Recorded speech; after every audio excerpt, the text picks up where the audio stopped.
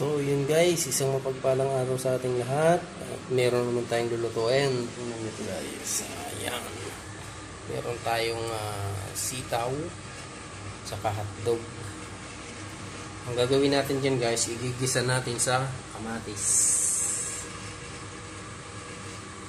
Igigisa lang natin yan sa kamatis guys. Mainit na yung kawali na yung ating kaldero. So tara guys, abang-abang lang. Iiwain ko pa yung kamatis. At ayun na guys, okay na yung sibuyas at bawang natin. Ilagay na natin yung ating hotdog. Ayan na guys. Gisa lang to guys ha. Hindi ko tutubigan. Hindi natin lalagyan ng tubig to. Ngayon tatakloban natin hanggang maluto lang tong hotdog. Isusunod natin yung sitaw. Guys, abang lang guys. So ayun guys, medyo okay na to.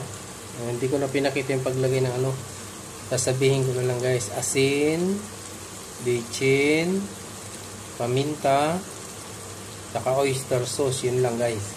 Ngayon ilalagay natin dito guys kamatis. Yung kamatis natin guys, sariwang sariwa.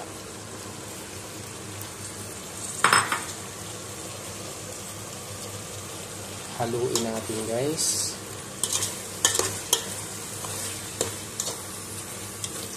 Dito pa lang ulam na guys. Walang tubig to guys ha. Kasi yung sitaw magtutubig yan, tapos tong sauce ng kamatis, yun lang pinakasabaw niya.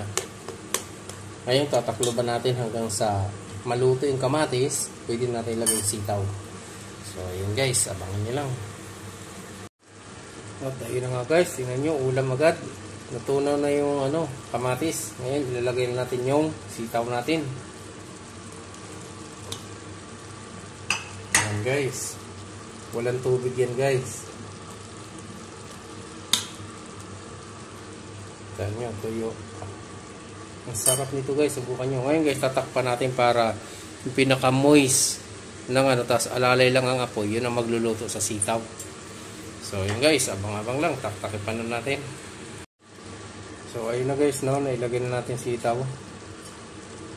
Tatakpan lang natin to. Ayan yung katas lang ng kamatis ang hindi ko nilagay ng tubig.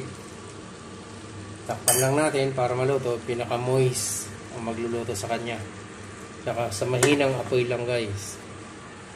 Para ka nagpapainin ng kanin, yun mahina lang siya para hindi tumutong. So abangan nyo lang guys pag naluto.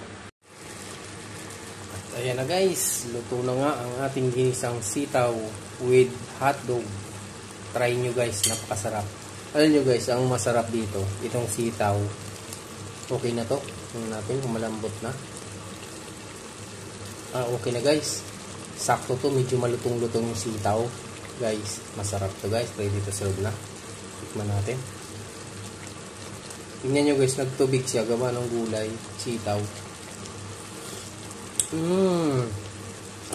Masarap guys. So yun guys, hanggang dito na lang. Napakasarap guys, i-try nyo. Sitaw na ginisa na may hotdog. Tapos maraming kamatis. So yun guys, hanggang dito na lang. Bye bye.